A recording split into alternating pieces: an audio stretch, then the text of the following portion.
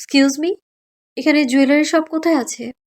British লোকটি ভ্রুকুচকে পাশে তাকিয়ে দেখল একটি হুডি জিন্স পরিহিত মেয়ে দাঁড়িয়ে রয়েছে, মুখে কালো মাস্ক পরা। চোখ দুটো ছাড়া তেমন কিছুই দেখা যাচ্ছে না। উনিও ইংরেজিতে উত্তর দিলেন। এখন থেকে আরও 4 কিলোমিটার দূরে জুয়েলারি শপ রয়েছে। এটা শুনে অরি চমকে উঠল।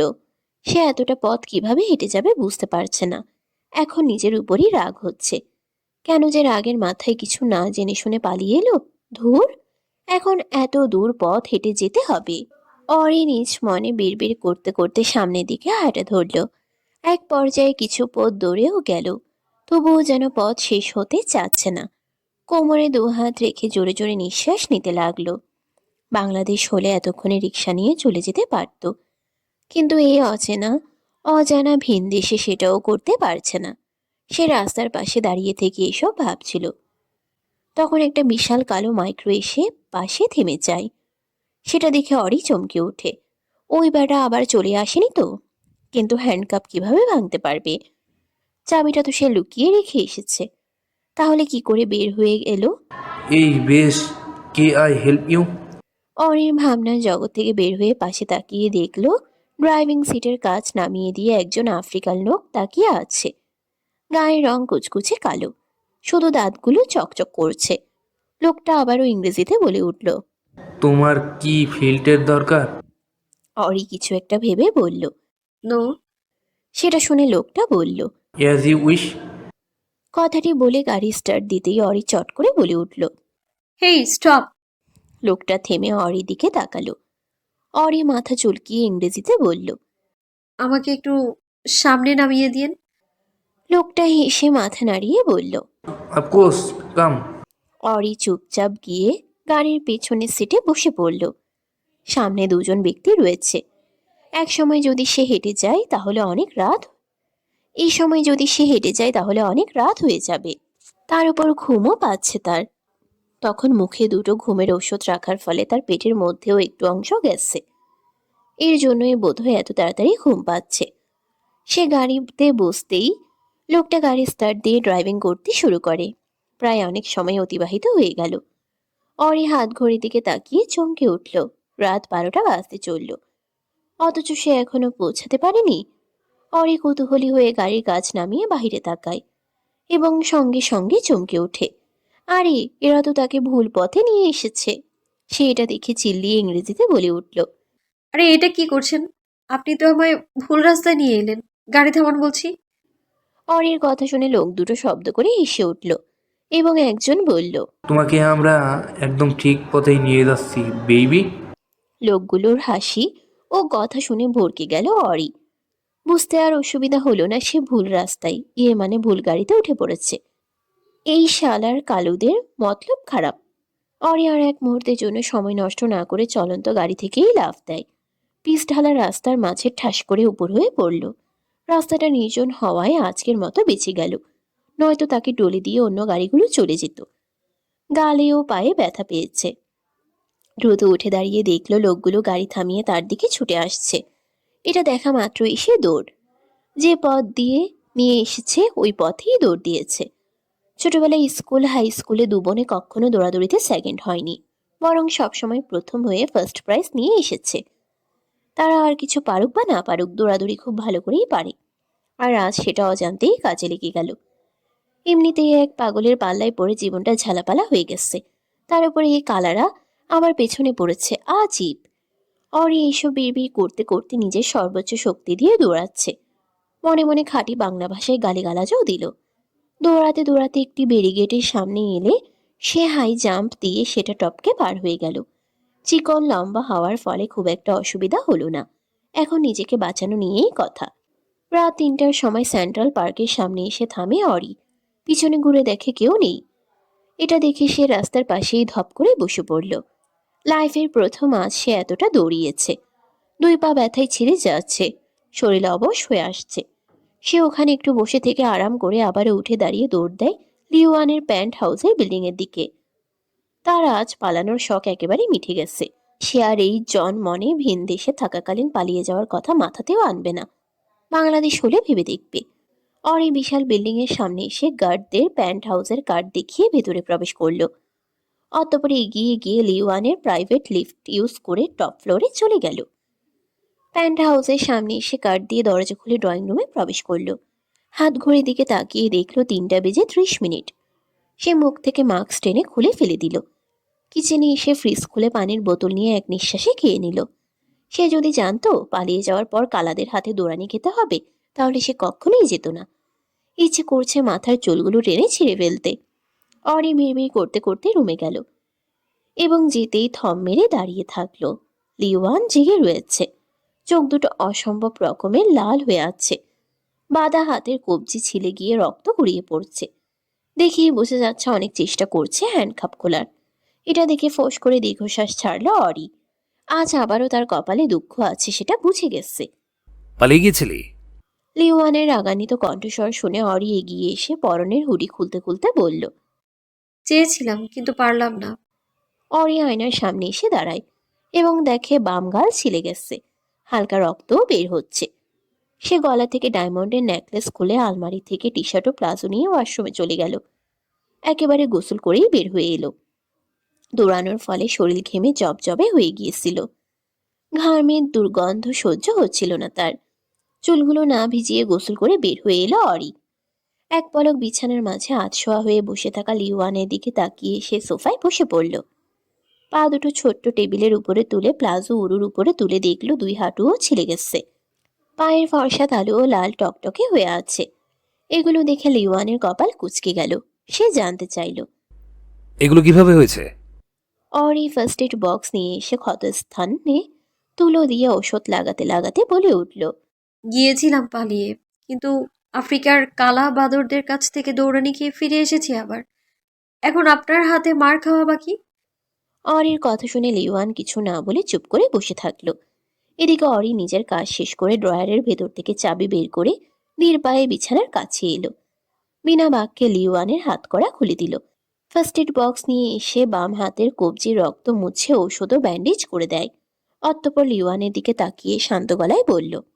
নিন, মুক্ত করে দিয়েছি আপনাকে। এখন যা শাস্তি দেওয়ার দিতে পারেন, সমস্যা নেই।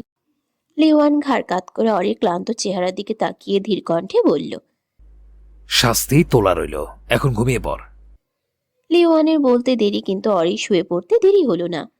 তার শরীরটা খুব খারাপ লাগছে, পাও খুব ব্যথা করছে, মাথাটাও কেমন জানি ঝিমঝিম করছে। লিওয়ান কিছু না বলে উঠে ওয়াশরুম থেকে ফ্রেশ হয়ে এলো। ব্যথার স্প্রে নিয়ে এসে অরির পায়ে সুন্দর করে মালিশ করে দিল। রুমের লাইট অফ করে ড্রিম লাইট জ্বালিয়ে অরির কাছে এলো লিওয়ান। চোখে মুখে গরম নিঃশ্বাস অনুভব করেও চোখ মেলে তাকালো না অরি। তার খুব ঘুম পাচ্ছে। একটু পর ঠোঁটসহ পুরো চেহারায় লিওয়ানের ঠোঁটের স্পর্শ পেল। সেই সঙ্গে তাকে শক্ত করে জড়িয়ে ধরে ফিসফিস করে বলে উঠল। নেক্সট টাইম এমন ভুল করলে একেবারে জানে মেরে দেব মিসেস চৌধুরী। 1 সপ্তাহ পর অনু সবে মাত্র গোসল করে বের হয়ে এলো। বারান্দায় তোয়ালে মেলে দিয়ে রুমে এসে দেখে রিক্কি শার্ট খুলছে। সকাল থেকে রিক্কি বাহিরেই ছিল। অনু বুঝে না এই লোকটার বাহিরে এত কিসের কাজ। তার দিকে এক পলক তাকিয়ে আলমারি থেকে ট্রাউজার ও তোয়ালে নিয়ে ওয়াশরুমে চলে গেল। 10 মিনিট পর ফ্রেশ হয়ে বিছানায় বসে অনুর দিকে তাকিয়ে শান্ত গলায় বলল। Come here অরুণচন্ডী। অনু সোফায় বসেছিল। রিক্কির ডাকে সে উঠে গিয়ে সামনে দাঁড়ায়। তার লতানো কোমর জড়িয়ে ধরে মেধহীন পেটে মুখ গুজে দিল রিক্কি। অনু গায়ের ওড়নার অংশ দিয়ে ভেজা চুলগুলো মুছে দিতে লাগলো। সুস্থ হয়েছ? রিক্কির কথা শুনে অনুর হাত থেমে গেল। মুহূর্তেই বুকটা ধক করে উঠল। তবুও নিজেকে সামলে নিয়ে ধীর কণ্ঠে বলল। ওকে, লাগেজ গুছিয়ে নাও। কোথায় যাচ্ছি? দেশের বাইরে। কেন? হানিমুনে। ইচ্ছে নেই যাওয়ার? আমার রয়েছে। অনু চুপ করে কিছু একটা ভেবে বলল। আমার পাসপোর্ট ভিসা নেই। সমস্যা নেই, আমরা প্রাইভেট জেটে যাব। না গেলে হয় না? একদম না। অনু চোখ দুটো বন্ধ করে দীর্ঘশ্বাস ফেলে বলল। ঠিক আছে, আমি লাগেজ গুছিয়ে রাখবো। রিক্কি আর কিছু না বলে অনুকে নিয়ে রুম থেকে বের হয়ে ডাইনিং টেবিলে এসে দুপুরের খাবার খেয়ে নিল। তারপর অনু এসে নিজের প্রয়োজনীয় জিনিস ও রিক্কির জামা কাপড় নিয়ে লাগেজ গুছাতে শুরু করে এবং মনে মনে আবারও রিক্কির 14 গোষ্ঠী উদ্ধার করে দেয়। দুপুর গড়িয়ে সন্ধ্যা হয়ে এসেছে। রিক্কি অনুকে নিয়ে এয়ারপোর্টে এসেছে। অনু এখনো জানে না কোন দেশে এই লোকটা নিয়ে যাচ্ছে তাকে। সে এক প্রকার আজ রিক্কির উপর বিরক্ত। কই তার আপুর সন্ধান দিবে তা না করে হানিমুনে ফানিমুনে যাচ্ছে। ধুর, সে ভেতরে ভেতরে রাগে গজগজ করলেও বাইরে সেটা প্রকাশ করতে চাচ্ছে না। নিজের আসল কাজ হাসিল হওয়ার আগে কোনো ভুল করতে চায় না। একটা ভুল করা মানে সবকিছু শেষ। সব কাজ কমপ্লিট করার পর দুজনে প্রাইভেট জেটে উঠে পড়ে। অনু জানালার পাশের সিটে বসে গা এলিয়ে দিয়েছে। তার পাশেই রিক্কি বসে থেকে চোখে চশমা লাগিয়ে ল্যাপটপে কি যেন করছে। অনুর মনে প্রশ্ন জাগে। আচ্ছা, এই লোকটা কি কাজ করে? ওই লোকটা না হয় একজন বেস্ট সার্জন, কিন্তু এই লোকটা কি? নিশ্চয়ই বেস্ট গুন্ডা হবে। চুরি করুক, ডাকাতি করুক, তাতে আমার কি? তাতে আমার কিছুই যায় আসে না। অনু এসব ভাবতে ভাবতে একসময় ঘুমিয়ে পড়ে। যখন ঘুম ভাঙল তখন সে নতুন একটি রুমের নরম তুলতুলে বিছানার মাঝে নিজেকে উপস্থাপন করে। অনু অবাক হয়ে উঠে রুমের চারপাশে তাকায়। বিশাল রুম, চারিদিকে আধুনিক ফার্নিচার দিয়ে সাজানো। কিন্তু অদ্ভুত বিষয় হচ্ছে পুরো রুমটাই ব্ল্যাক রঙের ডেকোরেশন করা। অনু ঠিক ধরতে পারল না সে কত ঘন্টা ঘুমিয়েছে। হয়তো পুরো রাতই পার করে দিয়েছে। Good morning sweetheart. রিক্কির কথা শুনে অনু কিছু না বলে গাল ফুলিয়ে বসে থাকলো। সেটা খেয়াল করে রিক্কি কফির মগ টেবিলের উপর রেখে বিছানায় উঠে এলো। বউয়ের ফোলা গালে টপাটপ কয়েকটা চুমু খেয়ে জানতে চাইল। এখন মন খারাপ করে আছো? অনু দুদিকে মাথা নাড়িয়ে না বোঝালো। রিক্কি মুচকি হেসে কোলে মাথা রেখে ধীর কণ্ঠে বলল, তাড়াতাড়ি ফ্রেশ হয়ে ব্রেকফাস্ট করে নাও, তারপর তোমার জন্য সারপ্রাইজ রয়েছে মেরি জান। অনু ঠোঁট উল্টে জিজ্ঞেস করলো, কি সারপ্রাইজ? বলে দিলে সেটা সারপ্রাইজ থাকে। অনু দুদিকে মাথা নাড়ায়। রিক্কি বৃদ্ধা আঙ্গুল দিয়ে অনুর শুকিয়ে যাওয়া গোলাপি ঠোঁট ছুঁয়ে বলল। তাহলে? অনু কিছু বলল না, চুপচাপ বসে থাকলো। রিক্কি হুট করেই তাকে শুয়ে দিল। তারপর তার উপর উঠে এসে সমস্ত শরীরের ভর ছেড়ে দিতেই অনু ব্যথায় চোখ মুখ কুঁচকে বলে উঠল, উফ, আপনি একটা আস্ত হাতি। ছাড়ুন আমার। উফ, আপনি একটা আস্ত হাতি। সরুন আমার ওপর থেকে। আপনার ভরে আমার ছোট্ট শরীর ভর্তা হয়ে গেল। রিক্কি হেসে অনুর গ্রীবাদেশে মুখ ডুবিয়ে দিল। ঘাড়ে কামড় দিয়ে ফিসফিস করে বলল। রিক্কির কথা শেষ হতে না হতেই অনু চেঁচিয়ে বলে উঠল, সামান্য আমার ভরটা সহ্য করতে পারছো না, তাহলে আমার? চুপ করুন, একদম বাজে কথা বলবেন না। সেটা শুনে রিক্কি মুচকি হেসে তার উড়নচণ্ডীর মাঝে হারিয়ে গেল। দরজার কলিং বেলের শব্দ শুনে ঘুম ভেঙে গেল লিওয়ানের। সে বিরক্তিকর ভাব নিয়ে উঠে বসল। গতকাল সারাদিনও অর্ধেক রাত পর্যন্ত অফিস হাসপাতাল বোনের কাছে ছিল। আজ প্রায় রাতের শেষ প্রহরের দিকে এসেছিল। তার উপর এত সকাল সকাল ঘুম ভেঙে যাওয়ার ফলে শান্ত মেজাজটাও বিগড়ে গেল। কিছুক্ষণ মাথার চুল খামচে ধরে চোখ দুটো বন্ধ করে বসে থাকলো। তার পাশে অরি অনাবৃত শরীরে ঘুমিয়ে আছে। লিওয়ান কোমর থেকে কমফোর্ট উপরে তুলে দিয়ে তার টেডি বিয়ারের গলা পর্যন্ত ঢেকে দিল। তারপর সে বিছানার থেকে নেমে কোমরে তোয়ালে পিছিয়ে আলমারি থেকে ট্রাউজার নিয়ে ওয়াশরুমে চলে গেল। দ্রুত শাওয়ার শেষ করে বেরিয়ে এলো। গায়ে একটি পাতলা টি শার্ট জড়িয়ে তোয়ালে দিয়ে ব্রাউন চুলগুলো মুছতে মুছতে রুম থেকে বের হয়ে গেল। ড্রয়িং রুম পেরিয়ে দরজার কাছে এসে খুলে দিতে কপাল কুঁচকে গেল। রিক্কিকে দেখে অবাক না হলেও তার পাশে থাকা অষ্টাদশী মেয়েকে দেখে অবাক না হয়ে পারল না। এদিকে অনু পুরোই শকড খেয়ে বসে আছে। তার ধারণার বাইরে ছিল সে এখানে এসে লিওয়ানকে দেখতে পাবে। সে তো ভেবেছিল হয়তো রিক্কি তার কোনো চেনা পরিচিত কারোর সাথে দেখা করাতে নিয়ে আসছে। কিন্তু এখানে এই লোকটাকে দেখে অবাকের চরম পর্যায়ে পৌঁছে গিয়ে হা করে তাকিয়ে থাকলো। লিওয়ান অনুর দিক থেকে চোখ সরিয়ে রিক্কির দিকে তীক্ষ্ণ দৃষ্টিতে তাকিয়ে গম্ভীর কণ্ঠে বলল। এই পিচ্ছুকে এখানে নিয়ে এসেছিস কেন? রিক্কি থমথমে মুখে বলল। তোমার সাথে দেখা করানোর জন্য। লিওয়ান ভ্রু কুঁচকে জিজ্ঞেস করল। শুধুই আমার সাথে? রিক্কি কিছু না বলে মাথা চুলকায়। সে কিভাবে বলবে এই বিচ্ছুকে বিয়ে করেছে সে? এটা শোনার পর না আবার তার পাছায় লাথি মারে। অনু নিজেকে সামলে নিয়ে ভেতরে উকিঝুঁকি দিচ্ছে। সে শিওর এই লোকটা যদি এখানে থাকে তাহলে তার আপুও এখানেই রয়েছে। অনু আর নিজেকে ধরে রাখতে না পেরে লিওয়ানের পাশ দিয়ে ভো দৌড় দিয়ে ভেতরে চলে যায়। এটা দেখে লিওয়ান রাগান্বিত চেহারায় রিক্কির দিকে তাকিয়ে পেছনে ঘুরে অনুর পিছু যেতে চাইলেও রিক্কির বলা কথা শুনে থেমে গেল। আমি বিয়ে করেছি ললিও। এটা শোনা মাত্রই লিওয়ানের হাত থেকে সফেদ তোয়ালে মার্বেল ফ্লোরের উপরে পড়ে গেল। চমকে উঠে রিক্কির দিকে তাকিয়ে চেঁচিয়ে বলে উঠল। হোয়াট? রিক্কি ঠোঁট কামড়ে ধরে মাথা উপর নিচ করল। লিওয়ান এগিয়ে এসে দাঁতে দাঁত চেপে বলল। Are you crazy? তুই এখন এটা বলিস না যে এই বিচ্ছটাকে বিয়ে করেছিস? রিক্কি মাথা নিচু করে মিনমিন করে বলল।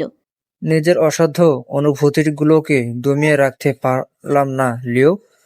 অবশেষে আমিও হেরে গেলাম ভালোবাসার কাছে। লিওয়ান তেড়ে এসে রিক্কির শার্টের কলার চেপে ধরে দাঁতে দাঁত চেপে বলল। ফাক ইওর ভালোবাসা!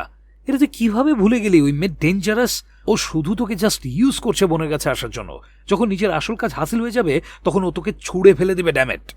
লিওয়ানের রাগে শরীর রীতিমতো কাঁপছে। সে বারবার রিক্কিকে নিষেধ করেছে অনুর থেকে দূরে থাকতে। সে জানতই বোনকে না পেয়ে প্রথম টার্গেট এই ইডিয়েটটাকেই করবে। আর সেটাই হলো। দেশে যদি কাজ না থাকতো তাহলে কখনোই রিক্কিকে রেখে আসতো না, নিজের সঙ্গেই নিয়ে আসতো। প্লিজ লিও, শান্ত হও।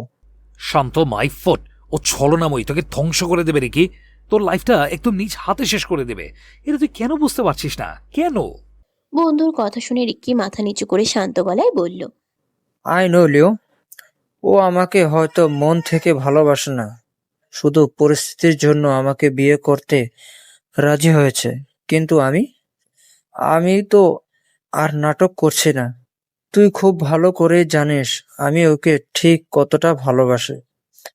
ওরে আমি অন্য কারোর সঙ্গে ভাবতেও পারি না। সেখানে নিজের চোখের সামনে ওকে অন্য কারোর হাতে কিভাবে দিতাম বল? আমি জানি অনু আমাকে ব্যবহার করছে, তবুও তো আমার কাছে থাকছে। হোক না এটা নাটক, আমার কোনো আপত্তি নেই। আমার ভালোবাসা যদি সত্যি হয় থাকে তাহলে একদিন না একদিন ঠিকই উড়নচণ্ডী মন জয় করে নেব। ততদিন না হয় এভাবেই থাক। রিক্কির কথা শুনে লিওয়ান নিজের মাথার চুল খামচে ধরল। এই মাথা মোটাকে কিভাবে বোঝাবে সে? যেটাকে নিয়ে আশা করছে ওটাই তার জীবনের কাল হয়ে দাঁড়াবে। লিওয়ান কিছু একটা ভেবে রিক্কির দিকে তাকিয়ে চট করে বলে উঠল। ইনিবেট হয়েছিস? নো। রিক্কির কথা শুনে লিওয়ান স্বস্তির নিঃশ্বাস ফেলে বলল। গুড। তুই ওকে ডিভোর্স দিয়ে দে, আমি সব পেপার কমপ্লিট করার ব্যবস্থা করছি। ডিভোর্স বাক্যটি শোনা মাত্র রিক্কি চমকে উঠে লিওয়ানের দিকে তাকায়। এদিকে লিওয়ান কিচ্ছু বলতে গিয়েও থেমে গেল। অবিশ্বাস্য চোখে রিক্কির ছলছল চোখের দিকে তাকিয়ে থাকলো। এই ছেলেটাকে সে লাইফে একবারই কাঁদতে দেখেছিল, যেদিন তার পুরো পরিবারকে হারিয়ে এতিম হয়ে গেছিল। তখন সেই এই পিচ্চি ছেলেটাকে আগলে নিয়েছিল। তারপর থেকে আর কখনো কাঁদতে দেখেনি। কিন্তু আজ ওই ঘোলাটে চোখ দুটোয় অশ্রু দেখে লিওয়ানের বুকটা ধক করে উঠল। সে চুপচাপ এগিয়ে গিয়ে রিক্কিকে জড়িয়ে ধরে বলল। আম সরি রিকি, আমি তোকে হার্ট করতে চাইনি, কিন্তু কি করবো বল? তুই তো জানিস আমি তোকে কতটা ভালোবাসি। আমি চাই না একটা ভুলের জন্য তোর জীবনটা নষ্ট হয়ে যাক। যাই হোক, তুই যখন সবটা জেনে শুনে আগুনকে নিজের কাছে রাখার সিদ্ধান্ত নিয়েছিস, তাহলে বেশ, আমিও না হয় তোর খাতিরে মেনে নিলাম। বা ওই ছলনাময়ী যদি তোকে ও আমার টেডি বিয়ারকে কেড়ে নেয়, তাহলে আই প্রমিস ওই দিনই ওর শেষ দিন হবে। রিক্কি হেসে বন্ধুকে শক্ত করে জড়িয়ে ধরে বিড়বিড় করে বলল। আশা করছি এমন দিন কখনো আসবে না লিও। লিওয়ান উদাস মনে বলে উঠল। না আসলেই ভালো। অনু দৌড়ে এসে একটার পর একটা রুম চেক করছে। এদিকে একটি রুমের দরজা খুলে ভিতরে উকি দিতেই থমকে যায়। ওই তো তার আপু শুয়ে আছে। সে দ্রুত পায়ে এগিয়ে যেতেই ভড়কে গেল। অরি উবুর হয়ে ঘুমিয়ে আছে। ব্ল্যাক কমফোর্টারটা সরে গিয়ে পুরো ফর্সা পেট উন্মুক্ত হয়ে রয়েছে, যেখানে নখের আঁচড় স্পষ্ট দেখা যাচ্ছে। হালকা লাল চুলগুলো এলোমেলো হয়ে একপাশে পড়ে আছে। এই দৃশ্য দেখে অনু মুখে হাত দিয়ে ফুপিয়ে কেঁদে উঠল। হঠাৎ মেয়েলি কণ্ঠের কান্নার শব্দ কর্ণপাত হতেই ঘুম ভেঙে গেল অরির। সে এক প্রকার ধরফরিয়ে উঠে পাশে ঘুরে তাকায় এবং চোখের সামনে নিজের ছোট বোনকে দেখতে পেয়ে চমকে উঠে অরি। সেই সঙ্গে নিজের অবস্থা খেয়াল করে লজ্জায় দ্রুত কমফোর্টার টেনে নেয়।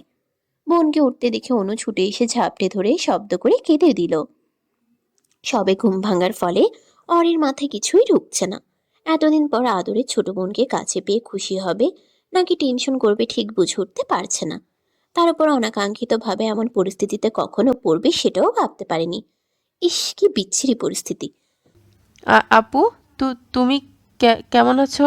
ছোট বোনের কথা শুনে ভাবনার জগৎ থেকে বের হয়ে এলো অরি। লজ্জায় তার গাল দুটো লাল হয়ে এসেছে। তবুও নিজেকে সামলানোর চেষ্টা করে ধীর কণ্ঠে বলল।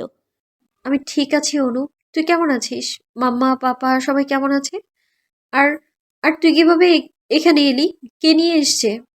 শেষের কথাগুলো বিচলিত কণ্ঠে বলে। অনু বোনের বুকের মাঝে মাথা রেখেই নাক টেনে টেনে বলল, ভালো ছিলাম না আপু, একটুও না, কিন্তু এখন তোমাকে পেয়ে ভালো লাগছে। মাম্মা পাপা কেউ তোমাকে ছাড়া ভালো নেই আপু। আমি তোমাকে এখান থেকে অনু তার কথাগুলো সম্পূর্ণভাবে বলতে পারল না। তার আগেই দরজার কাছ থেকে পুরুষালী গম্ভীর কণ্ঠস্বর ভেসে এলো। বোনকে দেখা শেষ?